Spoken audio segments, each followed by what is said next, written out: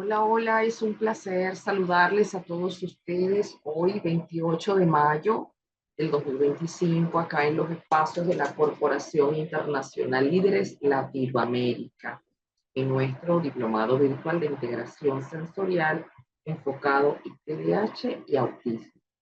Agradeciendo pues a todos ustedes su presencia hoy, donde vamos a dar otro módulo más de formación.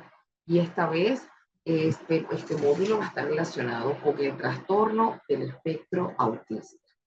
Para ello, pues tenemos una serie de cortos y cápsulas informativas importantes para hablar acerca del trastorno del espectro autista desde el enfoque clínico, desde el enfoque personal de las personas que tienen la condición y desde el enfoque psicoeducativo. Hoy vamos a conocer entonces las características del trastorno del espectro autista y más adelante vamos a ir conversando acerca de las alteraciones sensoriales para darle pues mayor prioridad a estas características, dado que nuestro diplomado tiene el enfoque de integración sensorial. Bien, vamos a iniciar entonces con una entrevista de Infobae que habla de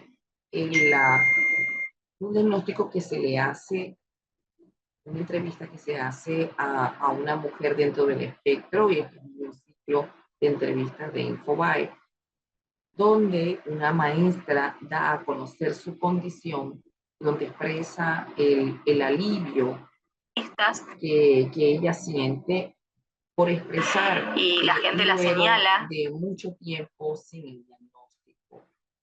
Y vamos a conocer pues las experiencias y las reflexiones sobre los prejuicios que viven las personas que tienen el trastorno del espectro autista con respecto a su comportamiento social. Vamos a ver entonces esta pues interesante entrevista acerca de luchó años para entenderse a sí misma y un diagnóstico de autismo transformó su vida. Vamos a escuchar entonces esta entrevista. Bueno, qué entrevista tan interesante. De allí se pueden sacar muchos elementos para empezar a comprenderlo la clase del día de hoy. Eh, Desde la perspectiva de una persona adulta y mujer. Vamos a comprender poco a poco que las características que hay entre mujeres y hombres dentro del espectro es distinta. Se habla inclusive pues que los criterios clínicos tienen una visión androcéntrica, una visión desde lo masculino, y que no toma la perspectiva de género para comprender cómo se presentan las niñas. Entonces, vamos a hablar de ese tema.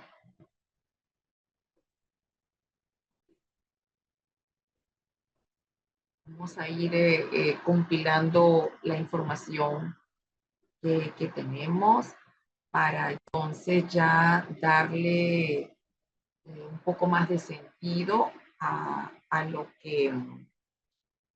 que vamos a hacer hoy.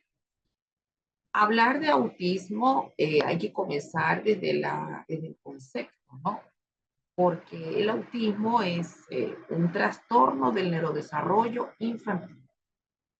No es una enfermedad, es una condición del neurodesarrollo infantil y que de acuerdo al concepto tomado de la APA, en el Manual Diagnóstico y Estadístico de los Trastornos Mentales, esta es una alteración a nivel del sistema nervioso que puede afectar la comunicación, el comportamiento, el aprendizaje, así como habilidades motoras y sociales. Vemos pues que este tipo de manifestaciones se presentan en la infancia, mayoritariamente. Sin embargo, pues podemos observar que puede manifestarse un poco más tardíamente. Puede ser en la etapa de adolescente o en la etapa de adulto. Entonces, entre otras, vemos cómo estas personas, eh, como característica, este es el resultado de la interacción de factores genéticos y factores mediados ambientalmente. Así que ya sabemos, desde el punto de vista de la genética, ya tenemos un mapa genético del autismo que nos indica que hay más de 100 genes asociados para la susceptibilidad del autismo. Pero esa susceptibilidad genética está mediada a nivel ambiental.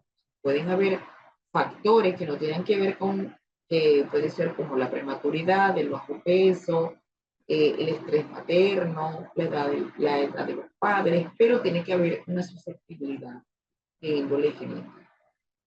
Cambios se han producido a lo largo del tiempo, sobre todo porque, y esto hay que comprenderlo para que se puedan ir aceptando los cambios y podamos hablar el mismo idioma actualizado. Primero porque desde en 1994 sale una clasificación que ya pues del autismo se habla desde el DSM-3 y en los años 80. Más sin embargo, en 1994, en la clasificación, vemos que está incorporado el síndrome de Asperger, el síndrome de trastorno de interacción infantil, el trastorno generalizado del desarrollo no especificado, el trastorno autista, el síndrome de Rett, y por supuesto, clasificándolo a través de una triada de síntomas, como el trastorno del lenguaje y la comunicación, el trastorno de la socialización, conductas estereotipadas e intereses reprimidos. Años después, luego hay un consenso internacional donde se hace una mejor revisión de los criterios clínicos, donde vemos pues que ya no se dice Asperger, ni se dice trastorno integrativo infantil. De hecho, estos criterios ya pasan a ser a un gran espectro, llamado trastorno del espectro autista, y donde se establecen por el DSM-5 los niveles de severidad, como sería el leve, moderado y severo, y también los niveles de apoyo, el 1, el 2 y el 3. Tomando entonces luego, en vez de ser una tríada de síntomas, se ve la visión bidimensional, donde hay entonces dos categorías para el diagnóstico: la deficiencia en la comunicación social y en la interacción, y comportamientos repetitivos y restringidos, y también se incorporan dentro de los comportamientos restringidos y repetitivos las alteraciones sensoriales. Por lo tanto, las alteraciones sensoriales, con la modificación de la APA, se incorporan los trastornos del procesamiento sensorial como parte de las características clínicas del autismo. No se dice Asperger, ya no pienso que una persona que diga actualmente en el siglo XXI que mantenga, ¿no?, este tipo de término denota mucha desactualización, porque no está claro en que ya no está incluido en las categorías de los trastornos del neurodesarrollo infantil. Y a pesar de eso, hay personas que siguen utilizando el término. Ahora, también tenemos países que por su legislación utilizan el término, pero para los Estados Unidos y Latinoamérica, este término se elimina, sobre todo si se asume los manuales diagnósticos internacionales, como lo es la APA y la Organización Mundial de la Salud a través del CMS. Una de las razones por las cuales se elimina es porque ya hay evidencias históricas que indican que Hans Asperger sí estuvo vinculado con el nazismo y realizó experimentos con niños y niñas dentro del espectro.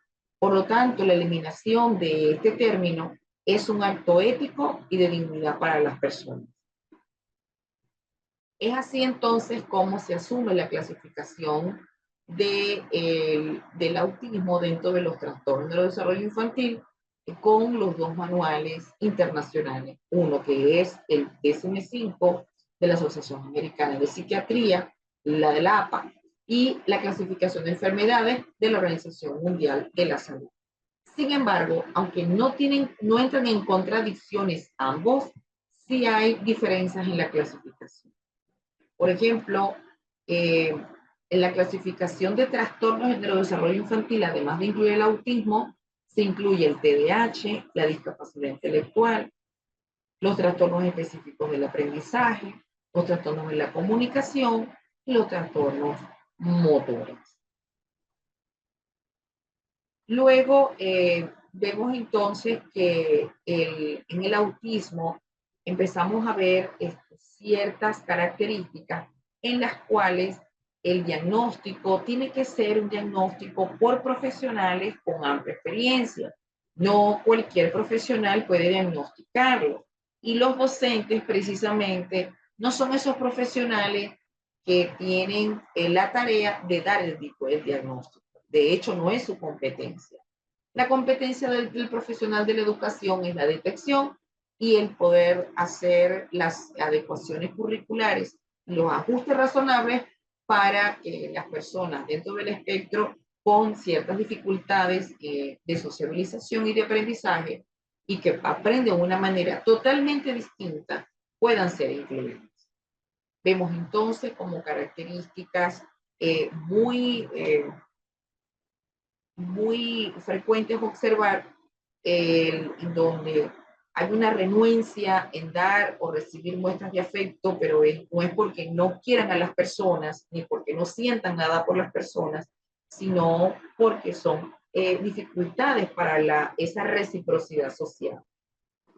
Hay una carencia en el contacto visual, muchas veces o hay ausencia del contacto visual o vemos entonces ese contacto visual que puede ser intermitente.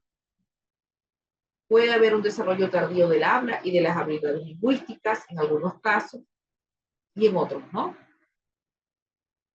Ahí los que hablan tienen particularmente un habla idiosincrática en donde se ve una entonación lineal, robotizada, en donde además las expresiones faciales o del lenguaje corporal muchas veces no son coincidentes. También implica el que no poder comprender las expresiones faciales o corporales de otras personas. Observamos muy frecuentemente ver cómo hay cambios repentinos en los estados de ánimo. En los más pequeños, la hace dificultad para señalar o mostrar objetos de su interés y para eso entonces instrumentaliza el cuerpo del otro como un señalador, donde el adulto piensa que la persona se está comunicando, no es así, no se está comunicando con usted, está utilizando una parte de su cuerpo como una prolongación de su mano para poder llegar a lo que quiere, porque no es capaz de señalar o mostrar objetos de su interés, incluyendo pues los problemas para socializar. Entonces, si hablamos de cuáles serían las características que parten para poderlo definir, entonces el trastorno del espectro autista se define como deficiencias persistentes en la comunicación social y en la interacción con patrones repetitivos, restrictivos de comportamiento, intereses muy específicos y anomalías o alteraciones. La gran heterogeneidad de su manifestación hace que veamos un trastorno y porque el trastorno son estas alteraciones que se pueden producir a nivel social de la comunicación verbal y motor. Más sin embargo, cuando hablamos del espectro, es porque hay un cuadro clínico en donde hay un continuum de dimensiones y por eso se habla pues que son las personas totalmente distintas.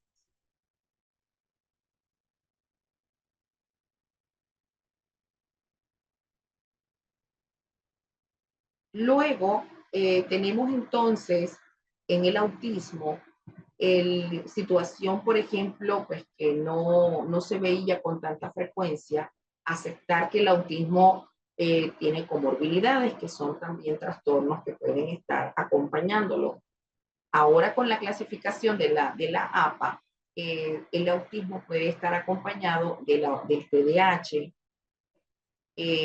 puede estar acompañado de ansiedad, del trastorno obsesivo compulsivo, trastornos específicos del aprendizaje, puede haber depresión, puede estar asociado a trastornos del lenguaje, motrices, el síndrome de Equifrágil, por ejemplo, que es la segunda causa de discapacidad intelectual en varones y puede estar asociado muy frecuentemente a este síndrome, entre otras síndromes genéticos. Y ver, pues, que para establecer los niveles de funcionalidad, pues tenemos estos niveles, que sería el nivel 1, el nivel 2 y el nivel 3. Vemos entonces que cuando hablamos del autismo nivel 1, es cuando hay dificultades con las habilidades en la comunicación y la sociabilización y donde no requiere apoyo in situ. Puede mantener una conversación si son hablantes y es posible pues que tengan muchas dificultades para la reciprocidad en la conversación, ¿no? Esa ida y vuelta en la interacción social es dificultosa para ellos. Pueden tener problemas para interactuar con otras personas. Sin embargo, aunque sean verbales, pueden también tener ciertas dificultades para adaptarse a normas sociales, ¿no? Otra de las características es que tendrán comportamientos, rutinas y rituales muy repetitivas que ciertamente sí van a interferir con su vida cotidiana. Y estas pueden incluir también dificultades para poder adaptarse a los cambios de las transiciones, porque tienen mucha inflexibilidad a través de sus comportamientos. Pueden tener dificultades para el funcionamiento ejecutivo, para planificar, para ejecutar y la toma de decisiones. Por su parte, cuando vemos el nivel 2, aquí se habla de requerir un apoyo sustancial y aquí hay una falta más grave de habilidades en la comunicación verbal y no verbal. Por eso, ahí se debe, este tipo de persona necesita apoyos adicionales. Hay dificultades bastante severas para poder afrontar cambios de rutina o del entorno. Los ruidos fuertes le molestan, ciertos olores pueden causarle angustia, y también se sienten muy frustrados o cuando interrumpen sus rutinas y lo vemos en su comportamiento. Y por supuesto, es muy difícil redirigir su interés a otras actividades cuando tienen una restricción.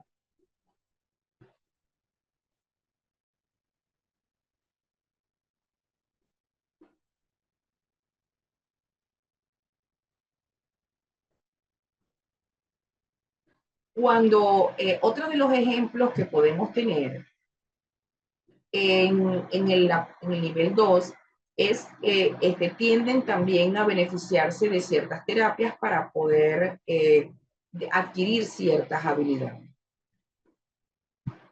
Luego, en el nivel 3, aquí pues requiere pues un apoyo bastante sustancial porque es el nivel más grave del autismo.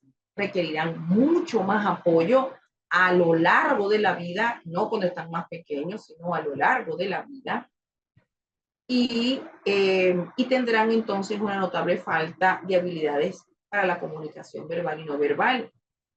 Además de que tendrán comportamientos restrictivos y también serán mucho más notorios.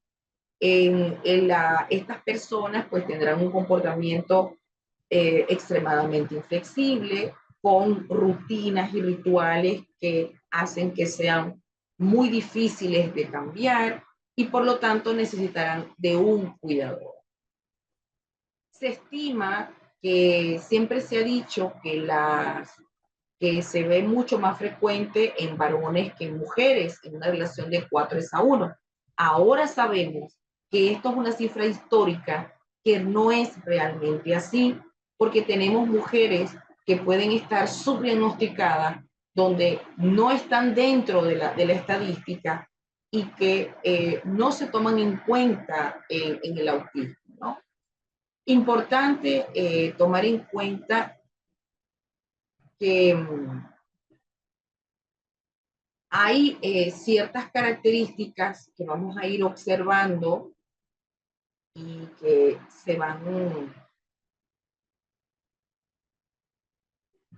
vamos a ir presentando para poder entenderlas como es debido. Vemos pues que las personas dentro del espectro presentan en estas alteraciones de la comunicación y el lenguaje las llamadas ecolalias, que es un trastorno del habla en donde usted observa una repetición involuntaria y a veces inconsciente de frases, de trozos de conversación, de una canción. Y el paciente ecolálico también puede repetir lo que escucha de otras personas, de la radio, de la televisión. Las ecolalias tienen una capacidad extraordinaria para poder regularse la persona y no debería ser aceptado en sociedad y no criticado, porque ellos les permite regularse. Vemos, entre otras características que se ven frecuentemente a nivel del lenguaje, y es que, miren, disculpen, pero si ustedes quieren, pueden ver la grabación, si hacen el favor, porque tenemos que ver una secuencia de clase y tenemos un tiempo, ¿sale? Entonces, por favor, para que permitan que podamos proseguir la clase, vean la grabación.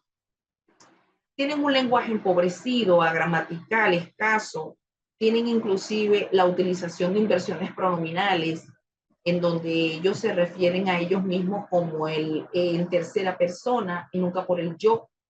Tienen un lenguaje muy repetitivo, muy literal, muy perseverante en ciertos tópicos, son como, siempre hablan de las mismas cosas, sobre todo estos temas son de su propio interés.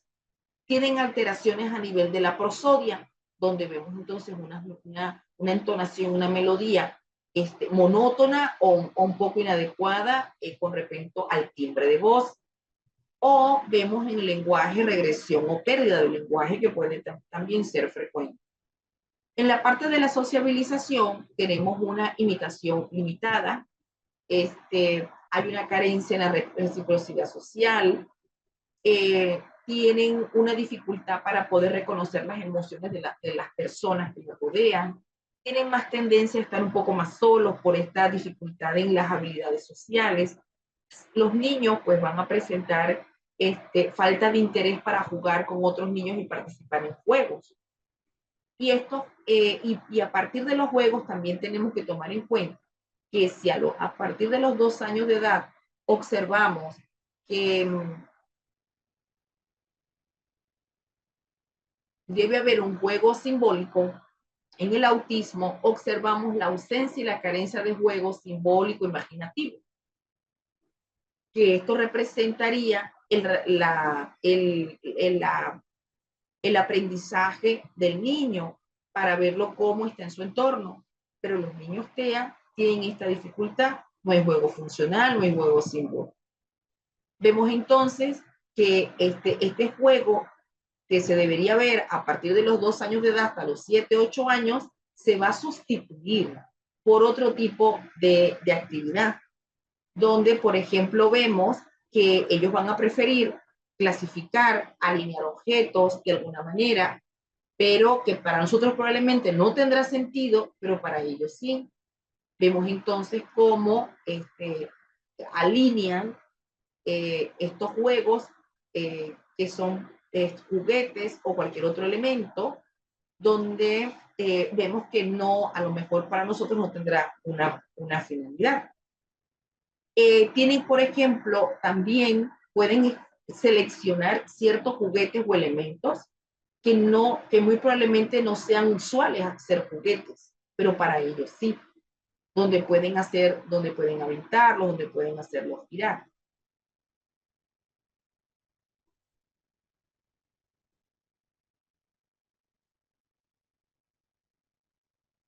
En cuanto a los intereses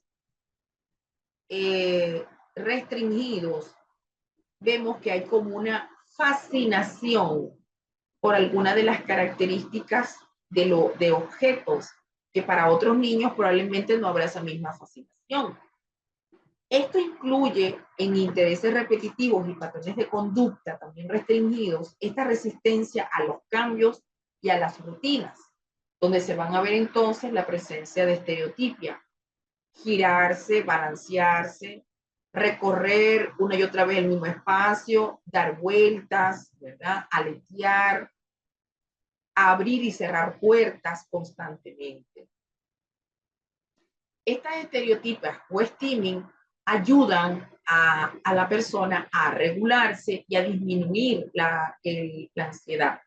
Por lo tanto, los recupera un poco más rápido de las situaciones que les genera mucha ansiedad. Así que las estereotipias, a menos que sean estereotipias lesivas, son aquellas que sí debemos entonces solicitar cómo apoyar a la persona, porque estas estereotipias lesivas pueden ser morderse, pueden ser arrancarse la lluvia, las cejas, las pestañas, golpearse.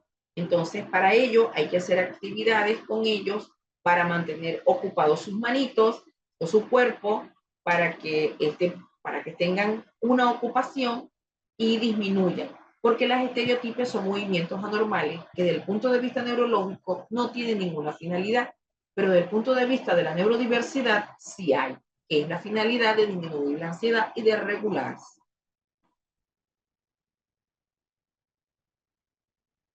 Tenemos además, hay unas señales de alarma que tenemos que tomar en cuenta. Estas señales de alarma las podemos ver desde los 2 años de edad. Por ejemplo, a los 2 años de edad, nos debe llamar la atención en la falta de contacto visual, la que no hay sonrisa social, no hay juego simbólico, no hay interés para jugar con otros niños. Entre los 4 y los 5 años de edad, vemos las manifestaciones más claras del autismo. ¿Por qué? Porque vemos que a medida que crecen, las demandas sociales son mucho más complejas. Y esto deben dar, para nosotros los profesionales, indicadores del comportamiento. Sobre todo porque vamos a empezar a ver alteraciones en el lenguaje, una entonación muy característicamente monótona, un vocabulario inusual que no se asocia con la edad cronológica, donde se dice que no tiene edad para un vocabulario tan construido para los niños que hablan, las ecolalias y por supuesto una interpretación escasa de lo que es el lenguaje no verbal. Vemos entonces que estos niños no van a tener interés para jugar con otros, no responderán a su nombre cuando se les llama, si se les señala algún objeto para que ellos también compartan esta atención, pues tampoco presentan este interés, y mucha ansiedad ante nuevos espacios y cambios de rutina. Entonces, con respecto a las habilidades sociales, pues no sé, estas son situaciones en las cuales tenemos que comprender que se deben entrenar y no se deben obligar, porque eso es lo que observamos, que obligan a los niños a querer socializar y realmente esto no es así. Se tiene que proporcionar estructura, rutina y la previsibilidad para poder ellos entender lo abstracto de las relaciones sociales para que ellos tengan una acción concreta.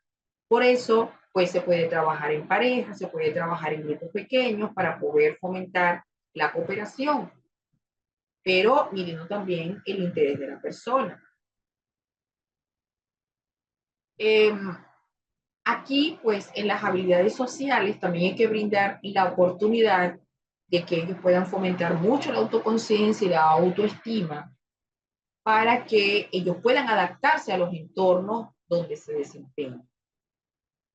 Y ver, observar en sus conductas, hay que comprender, porque muchas veces se critica pensando que es conductual, estas reacciones desproporcionadas que ellos tienen ante pequeños cambios, que por eso tienen la rigidez, y donde los juegos son al solitario, repetitivos. Muchas veces he visto situaciones donde hay mamás que dicen, bueno, si yo lo uno con otro niño con autismo, entonces va a tener amigos. Realmente el hecho de que tengan los dos autismos no quiere decir que van a ser amigos. Va a tener el mismo juego solitario, va a tener las restricciones sociales y no va a haber esa flexibilidad a nivel de la interacción social.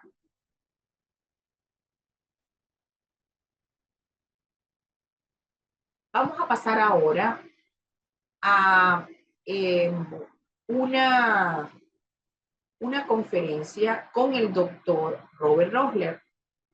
Me pareció muy interesante porque Robert Rossler es un neurocientífico argentino que tiene una amplia experiencia en el campo de la neuroeducación, y él nos dice cómo ha aprendido de la experiencia con su hijo que tiene diagnóstico del autismo, y donde él resume 10 conceptos que un niño con autismo desearía que nosotros también comprendiéramos desde su perspectiva.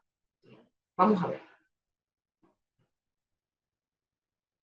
Bueno, acabamos de ver las 10 mejores lecciones que nos da el doctor Robert Rossler para que comprendamos lo que todo niño con autismo necesita que las personas que estén a su alrededor manejen. Tomando en cuenta entonces estas características que vimos, vamos a colocar acá algunas herramientas. Vamos a ver.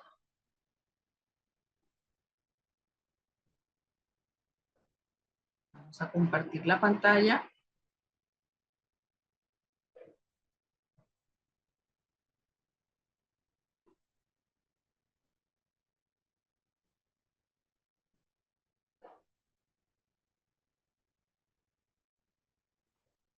Bueno, tomando en cuenta entonces estas 10 recomendaciones para nuestros niños, es muy importante empezar a exponer lo que sería la inclusión educativa. El doctor Robert Rossler nos hablaba de esa inclusión. ¿Cómo hacerlo? ¿Qué tener en cuenta para la inclusión? Uno, todo docente debe conocer lo que son las adecuaciones curriculares. Las adecuaciones curriculares son cambios en el plan de estudio para que estos se puedan adaptar a las necesidades del estudiante y así se le pueda brindar los apoyos necesarios para facilitar el aprendizaje. Por tanto, las adecuaciones curriculares van a disminuir las barreras para la participación y el aprendizaje. Las adecuaciones curriculares, y esto es un mal concepto, no están dirigidas a estudiantes que no pueden aprender. Están dirigidas a estudiantes que tienen una forma distinta de aprender, que es lo contrario. Por eso es una idea errónea la que se da. Con las adecuaciones curriculares, lo que se pretende es que se tomen en cuenta estas diferencias físicas, cognitivas, socioculturales, para superar las barreras de aprendizaje. Y todos los niños, niñas, adolescentes tengan el acceso a la educación equitativa y de calidad, para que puedan lograr los aprendizajes significativos. ¿Por qué debemos entonces realizar adecuaciones curriculares? Porque uno, para que la educación que estemos impartiendo sea de calidad. Dos, porque tenemos que tomar en cuenta características personales, valorar y respetar la velocidad y la forma que tienen de aprender. Por eso es irrespetuoso cuando te dicen, dame recomendaciones porque tengo un niño con autismo para aplicarlo en el aula. Y realmente uno se pregunta, ¿cómo es posible que pida recomendaciones si ni siquiera conoce las características propias de la persona? Yo puedo darle recomendaciones, pero cada niño tiene una necesidad distinta. Entonces, lo que yo pueda recomendar a lo mejor no se adapta a estas necesidades que él tiene. Las adecuaciones curriculares se deben realizar cuando se determinan las capacidades y las competencias del estudiante. Es decir, cuando se hace un diagnóstico inicial y se caracteriza al estudiante. Esa es la norma. No se puede seguir persistiendo en esa educación del pasado de pensar que todos los niños aprenden por igual, porque cuando la programación diversificada no es efectiva, se debe hacer entonces una adecuación. Y por supuesto, tomando en cuenta que si usted tiene estudiantes neurodivergentes diagnosticados en su aula por especialistas, fíjese bien, por especialistas, usted debe hacer las adecuaciones curriculares. ¿Cómo se deben realizar estas adecuaciones curriculares? Pues bien, en primera instancia, se debe realizar, además del diagnóstico y la caracterización de cada estudiante, la evaluación psicopedagógica, para crear entonces un plan de adecuación curricular individual, donde se deben adaptar los contenidos, metodologías y materiales necesarios, tomando en cuenta las capacidades, más que las limitaciones, las capacidades del estudiante. Hay diferentes tipos de adecuaciones curriculares. Tenemos la de acceso al currículum y las curriculares propiamente dichas. Las de acceso son aquellas que están relacionadas con el espacio o el entorno.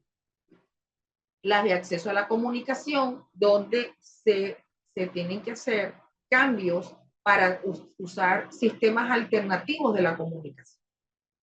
Tenemos las adecuaciones curriculares, tanto significativas como las no significativas, donde las significativas se solicita una modificación de estrategias, de actividades, del tiempo de enseñanza y de metodología, porque por su parte las significativas establecerían el cambio de objetivo, contenido, criterio de evaluación, criterios de promoción. Veamos ejemplos de cada elemento. Las de acceso al currículum serían entonces de acceso con modificaciones al entorno físico del estudiante. Pero no hay modificaciones al currículum o al contenido curricular. Por ejemplo, si yo tengo un estudiante con silla de ruedas y que requiere ir a un segundo piso, pues entonces debo tener una rampa para que él pueda ir al segundo piso, le debo colocar un ascensor y el aula debe estar adaptada a las necesidades de ese niño que tiene silla de ruedas. Un estudiante con discapacidad auditiva requerirá un intérprete de lengua de señas desde el país que lo requiere. Un estudiante con discapacidad visual requerirá audiolibros, textos en braille, adecuaciones tecnológicas, teclados adaptados, impresoras en braille, entre otras adaptaciones. Otros ejemplos: construir rampas, andaderas u otra forma de movilización para que la persona esté en la escuela. Hacer textos con letras grandes cuando no se puedan ver bien. Hay que utilizar audífonos cuando existe una pérdida para la capacidad de oír. Lápices gruesos para ayudar al estudiante a escribir con mayor facilidad. Adaptar el mobiliario según necesidades del propio estudiante. Por ejemplo, si tengo un estudiante zurdo, si tengo colocarle al estudiante, si tengo una mesa muy grande, pues adaptar la mesa y la silla para que él se pueda sentar. Porque lo óptimo es que la silla y la mesa del estudiante esté adecuado a su altura y a su necesidad. Se pueden y se deben utilizar lupas y lámparas cuando tengo un estudiante con necesidades visuales. Hay que usar grabadora para poder grabar temas de clase, para poder repasar en casa. Cuando hay una tarea que no se puede copiar del pizarrón, se graba. Y eso se utiliza entonces como una técnica de estudio y una técnica de apoyo. Emplear para ayudar los sistemas alternativos de la comunicación incluirán dibujos, pictogramas, aparatos electrónicos de sonido, que serían entonces las adecuaciones de acceso. La adecuación debe estar aplicada para permitir que el estudiante pueda tener acceso al currículum y pueda entonces desempeñarse y desenvolverse de manera óptima en el contexto y en el lugar donde él aprende. ¿Qué hay que considerar para las adecuaciones curriculares? 1. Se debe considerar el evitar el lenguaje discriminatorio y ofensivo. Muchos maestros no te hablan en primera persona de su estudiante, te hablan del que tiene TDAH, del que tiene autismo. Te utilizan etiquetas y comentarios irrespetuosos y definitivamente muchas veces el bullying comienza por el propio docente.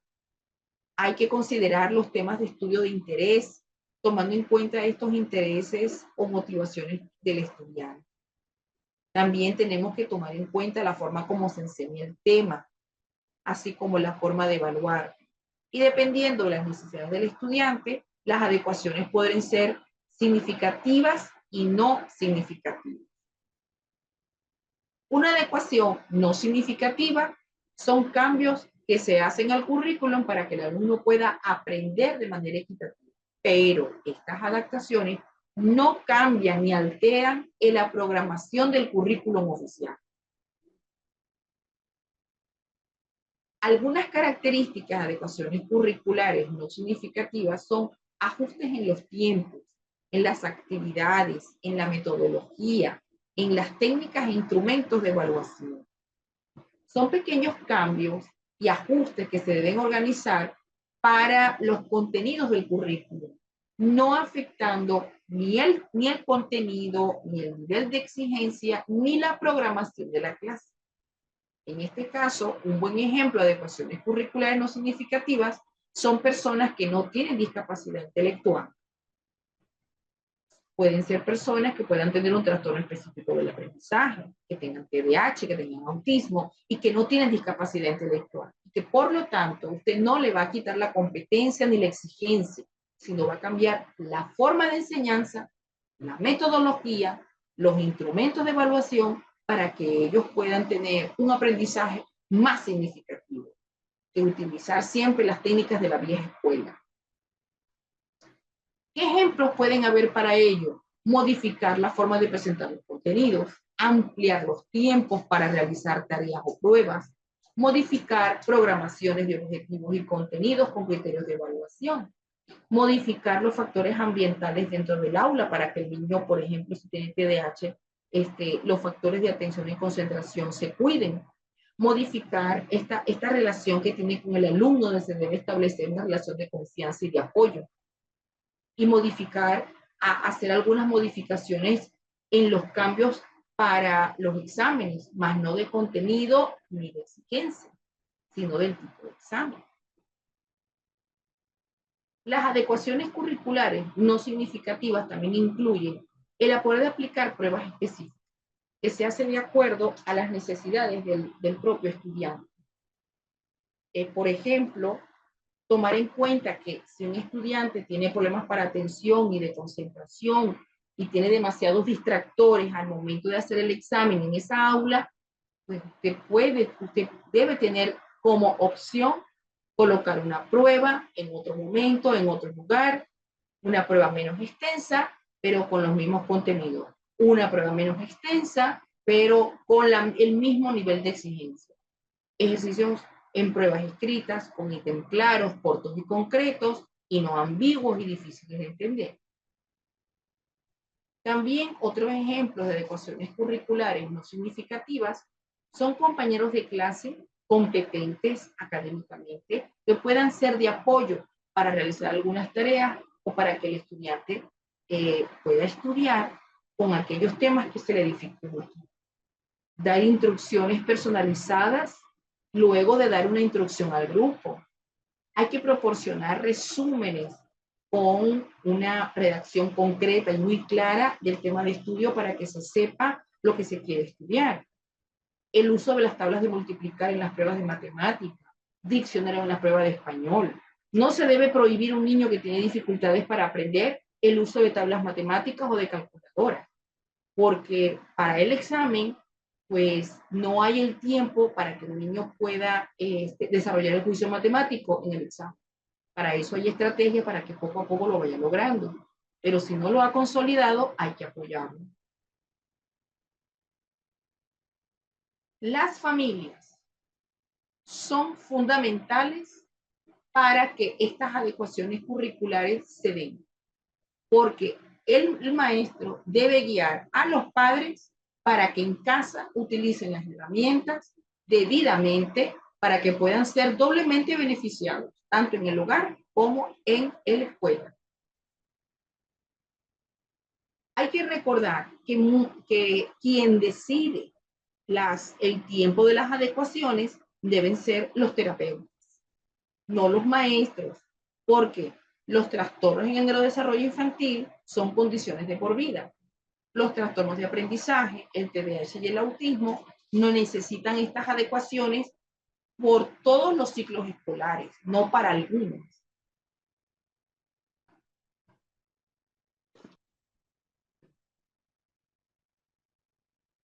Finalmente, cuando hablamos de las adecuaciones curriculares significativas, vemos que son modificaciones al plan de estudio del alumno para que se adapte a sus necesidades educativas. Estas se van a diseñar de manera individual y con una modificación sustancial del currículo. Esto aplica entonces para la discapacidad intelectual y para trastornos del aprendizaje severos. Por ejemplo, en las adecuaciones curriculares significativas, vemos que es muy importante suprimir, sustituir o añadir elementos en el temario que puedan ayudar al estudiante a aprender. Hay muchas cosas que sean demasiado abstractas para ellos. Se puede cambiar también los criterios de evaluación. Se pueden introducir contenidos de ciclos o niveles anteriores para poder consolidar un conocimiento y adaptados a las características del estudiante. Para estas adecuaciones, las significativas, estas deben ser realizadas con los servicios de educación especial. Un estudiante, un maestro de básica o de la regular debería dejarse orientar y guiar por maestros de educación especial para poder hacer las adecuaciones curriculares significativas en el aula.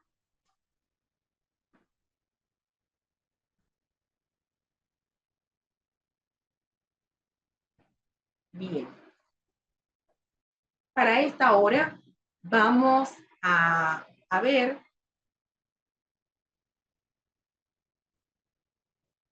un video, por cierto, bastante interesante. Pienso que esto es un resumen de muchos de los elementos que tenemos que tomar en cuenta en autismo. Y vamos a tomar nota para la discusión posterior. Iniciamos entonces ya con nuestro último segmento de la noche para darles algunas recomendaciones sobre estrategias y actividades para trabajar con niños dentro del espectro autista. Estos tipos de estrategias es para mejorar sus habilidades sociales y por ende también el aprendizaje. Así tenemos entonces lo primero que un docente necesita evaluar en un niño es valorar su situación en el aula. Hay que aprender al ritmo y el tiempo que el niño tiene para aprender. Por eso es muy importante respetarlo. Y diseñar y poner en práctica adaptaciones curriculares específicas que sean eficaces para cada uno de ellos. Por eso son individuales. Al respecto, hay que tener en cuenta pues, que en el autismo, cuando se hacen este tipo de adaptaciones, hay que recordar que los niños tienen dificultades tanto para iniciar como para terminar tareas, así como adaptarse a los cambios en las rutinas. Esto quiere decir que ellos presentan una situación llamada disfunción ejecutiva, que se caracteriza por una falta de flexibilidad cognitiva y perseverancia en los comportamientos, que son muy característicos en ellos. y por eso les trae muchas dificultades para iniciar y terminar las tareas. Es fundamental que un docente pueda colocar en primera plana, establecer cuáles son el perfil neuropsicológico del niño que está tratando para poder colocarle este tipo de estrategia. Las áreas que están afectadas debido a la disfunción ejecutiva, por ejemplo, cuando hablamos del tema de la planificación, son los problemas en que puede haber problemas en la sociabilización y problemas para el aprendizaje, porque se le dificulta la planificación. Aquí puede haber inestabilidad emocional y conductual con la desregulación emocional. Hay flexibilidad de índole cognitivo, donde la característica más predominante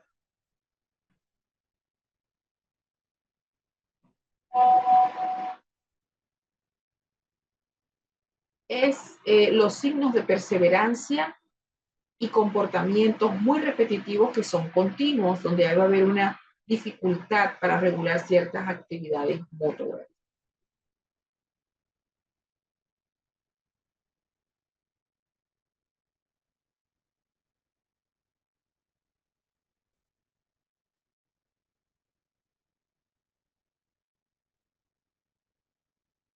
Hay también dificultad para poder alcanzar metas y resolver problemas, lo que les dificulta adaptarse a situaciones nuevas. Hay dificultad para organizar sus propias actividades, organizar prioridades, como también seguir un plan. Todos estos comportamientos nos hablan de que todas aquellas actividades que vamos a realizar tienen que tener en cuenta las características de la disfunción ejecutiva, sumado a que deben tener actividades para la autoconciencia y la autorregulación emocional. Así que la responsabilidad de los maestros es tratar de generar actividades en las cuales se incorpore la inclusión, muy intuitivos los maestros y siempre ser desafiantes y arriesgados al momento de hacer sus actividades con ellos.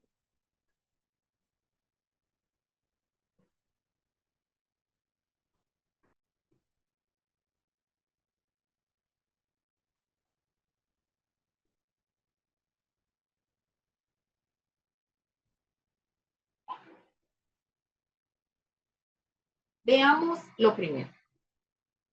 Una de las recomendaciones generales que todo niño dentro del espectro o niña dentro del espectro se debe utilizar es tener en cuenta la estructura física del aula donde ellos están. La estructura física tiene que destacarse por un ambiente organizado, donde todo esté en su lugar, por lo tanto, el desorden no debe estar planteado en un espacio como ese y debe estar marcado en los lugares donde él pueda trabajar. Por lo tanto, debe señalarse claramente dónde va a comer, dónde va a jugar y dónde se le va a enseñar. Se necesita, además, que ellos tengan adecuaciones para que ellos estén presentes en espacios recreativos y al aire libre, aunque la mayoría no les gusta. Hay niños, por ejemplo, que no les gusta estar muy encerrados, pero sin embargo tenemos que ir equilibrando estas situaciones porque ellos necesitan estarse desplazando. No pueden estar encerrados en el mismo lugar todo el tiempo.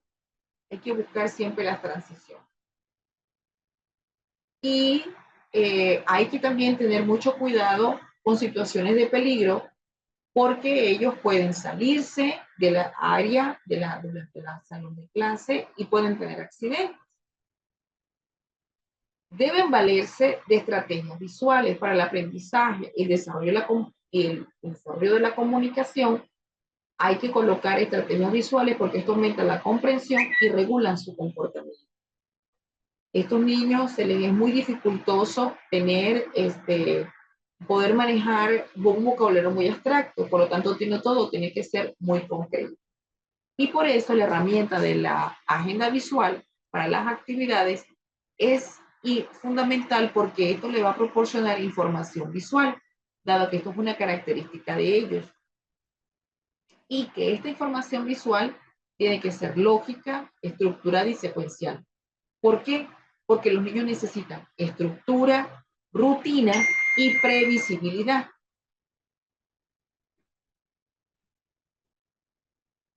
Otro de lo que vamos a presentar es el paso a paso de una rutina, donde debe haber un aprendizaje de hábitos y estas rutinas deben estar establecidas porque esto va a fomentar su autonomía y disminuye su ansiedad. Fíjense que aquí le colocamos el ejemplo de una rutina basada en una actividad del día con personas que van a estar trabajando con el niño.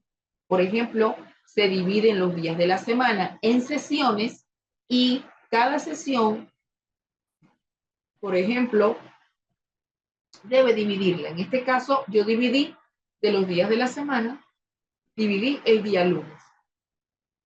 Aquí vemos en la foto cómo el día lunes se tienen que establecer las actividades que va a hacer a través de un pictograma. Y si va a trabajar con personas, se recomienda colocar el nombre de la persona y al menos la fotografía para que pueda asociar la actividad que va a hacer y con quién la va a hacer.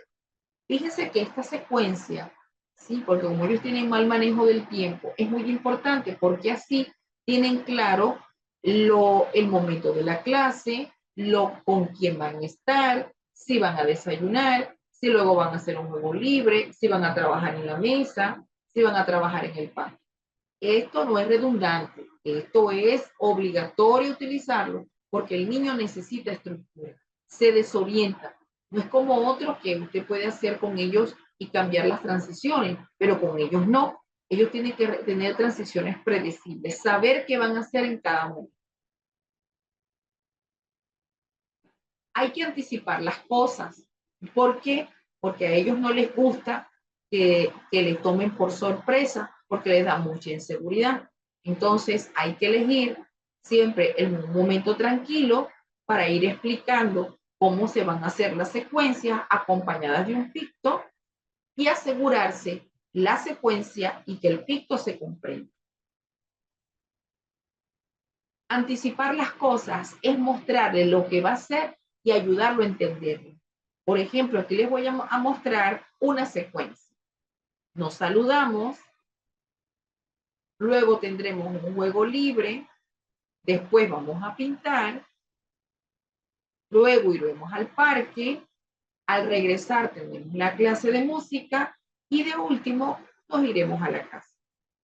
Esto es muy importante porque el niño verá con mayor concreción, en vez de utilizar un lenguaje muy abstracto, lo que va a hacer a cada paso. La historia social, esto es otra herramienta de apoyo para mostrar al niño lo que debe hacer en un lugar o un contexto determinado.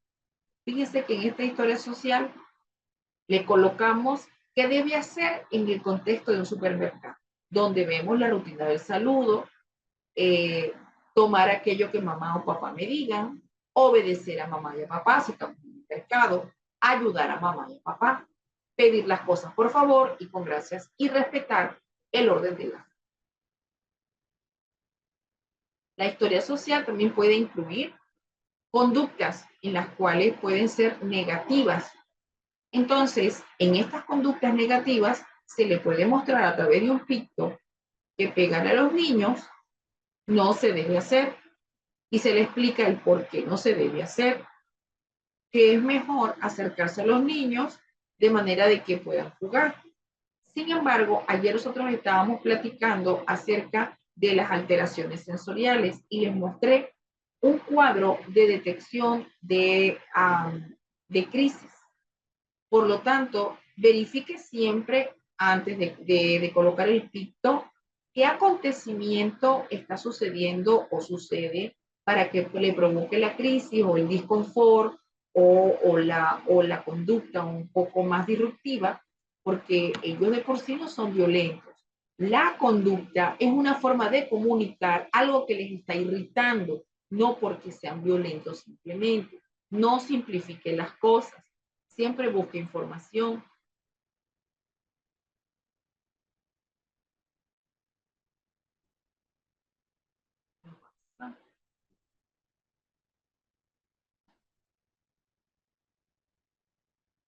No pasa la lámina. Okay, ahora sí.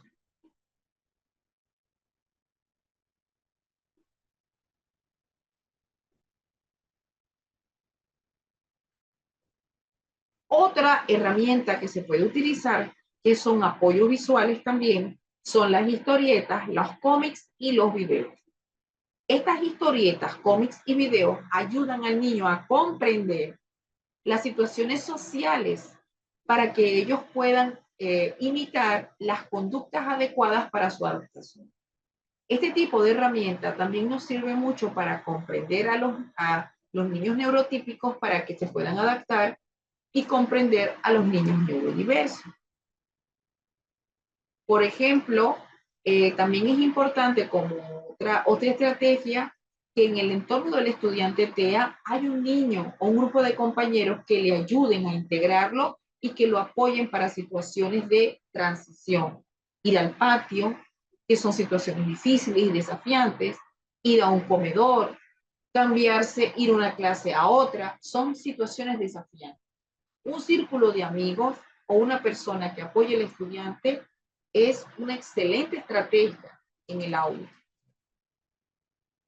Recuerde que se debe utilizar un lenguaje claro, sin ambigüedades, para que él te entienda.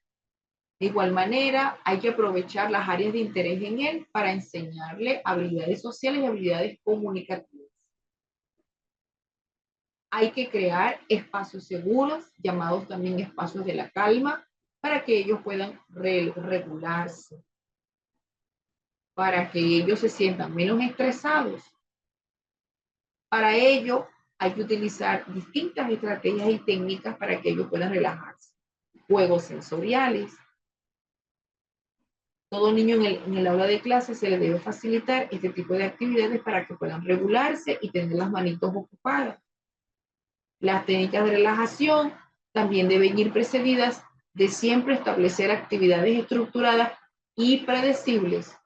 Técnicas de relajación como el mindfulness, técnicas de respiración para que ellos también puedan adaptarse.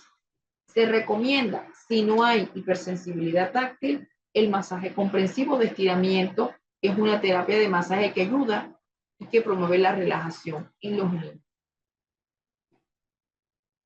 Los espacios de la calma, como son estos que están aquí, diseñados expresamente para ellos exclusivamente, solitos, con poca estimulación auditiva, visual, y donde ellos puedan estar tranquilos y relajados para que se puedan sentir mucho más cómodos en momentos de ansiedad y de crisis. La respiración profunda. Este tipo de ejercicio también es muy importante porque, y sobre todo para el inicio de cualquier actividad, hay que enseñarle a respirar para que pueda inspirar y luego soltar por la boca lentamente, y eso se hace en varias repeticiones para que el niño pueda irse relajado. Muy importante en la forma de hablarle a partir de la ejecución de comandos. Como por ejemplo, cuando yo diga la palabra caminar, nos movemos. Y tras esto se pronuncia el comando caminar, usted se mueve. Si usted utiliza una frase estructurada por el nombre, mira, tú, vamos a caminar, ven, camina, esas son frases que no apoyan al niño porque serían demasiado abstractas para su comprensión. Muéstrele la voz de comando y un picto de orientación. Es muy importante que también, como otra estrategia, desarrolle actividades para el juego simbólico de estos niños. Y así ellos puedan comprender e identificar a través de imágenes o de juego de roles la importancia de la referencia del juego que están representando. El juego funcional debe combinar acciones con herramientas. No solamente la acción, sino la herramienta. Como por ejemplo, si vamos a utilizar un juego simbólico, el disfraz, el juego del qué, ¿no? Es muy importante siempre darle herramientas para la actividad y combinar objetos con estas opciones. También es recomendable para el fortalecimiento de la motricidad fina todas aquellas actividades para destreza, para fomentar abrir la mano, cerrar la mano y estimular los músculos de esa zona con actividades de pinza.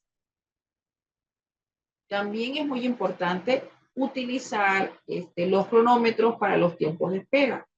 Este tipo de ayuda nos colabora mucho para que el niño tenga la paciencia, porque él no tiene muy buena gestión del tiempo. Para él el tiempo es muy abstracto. Pero si le colocamos entonces un cronómetro con un timbre o una alarma para los tiempos, eso le puede ayudar a ciertas actividades, a esperar el autobús, a hacer la fila, a esperar que le sirvan el almuerzo, a esperar que la persona esté en silencio mientras están haciendo la actividad.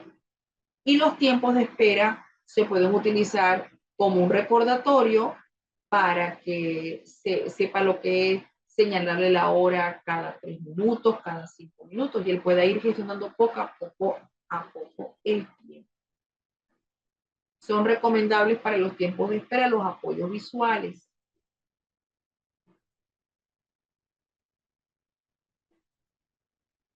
Y ahora les voy a colocar un video que es un corto animado, que es un ejemplo de lo que sería un apoyo visual, una historia social y un ejemplo de lo que es la comprensión de ciertas actividades a través de una estrategia de corto animado. Este tipo de corto nos puede apoyar muy bien, sobre todo para que el niño neurotípico comprenda el neurodiverso. También nos puede ayudar para comprender ciertas actividades o acciones en las cuales se deben adaptar en el ámbito social para generar rutinas y comprender. Vamos a ver este corto animado que explica las características del autismo y llamado Los zapatos de Luis. Vamos a verlo. Bien, vimos entonces esta herramienta de los zapatos de Luis. Un corto animado como una estrategia que nos puede servir para los apoyos de rutinas sociales y para que los niños neurotípicos puedan comprender alguna de los comportamientos que tienen los niños neurodiversos. Para mañana nos tocaría ya empezar a hablar de las distintas alteraciones sensoriales que tienen los niños con autismo. Mañana vamos a observar cómo, por qué los niños TEA presentan estos desafíos en la cotidianidad, cómo poder observar y distinguir lo que es de una rabieta, de una crisis sensorial, y cuáles serían las recomendaciones que se deben seguir para poder atenderlas. Entonces mañana nos vamos a ver a las 6:30 de la tarde, hora Colombia, para ver entonces este segundo y último segmento del módulo de autismo para comprender estas alteraciones sensoriales. Y luego entraríamos a ver el TDAH. Si nos da el tiempo mañana, vamos a ver entonces el TDAH y sus alteraciones también de índole sensorial. Terminando entonces con la aplicación e interpretación del perfil sensorial número 2 de Unidor. Recuerden que Lina Coronado es nuestra asesora comercial y con la cual es la que tiene los números de teléfonos autorizados por la corporación para brindar información acerca de las grabaciones, acceso de clase, acceso a materiales y del certificado. Tengan ustedes entonces una feliz noche y hasta mañana.